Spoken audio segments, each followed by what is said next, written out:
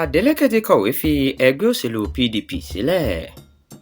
Gómìnà ìpínlẹ̀ Ọ̀ṣun Sẹ́nitọ̀ Nurudeen Adémọ́lá Adeleke ti jẹ́ kó di mímọ̀ fún tolórí tẹlẹ́mù báyìí pé èyí tí òun ṣe nínú ẹgbẹ́ òṣèlú People's Democratic Party ti tó gẹ́.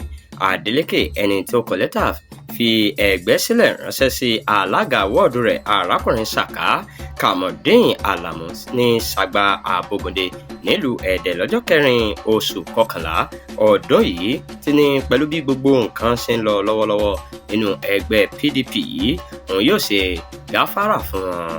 Ó fi kún ọ̀rọ̀ rẹ̀ pé ìpèníjà adarí tí ẹgbẹ́ òṣèlú náà ní lọ́wọ́ kò jẹ́ kí ẹgbẹ́ náà ní ìlọsíwájú àti èròǹgbà fún ìdìbò àpapọ̀ ọdún 2027.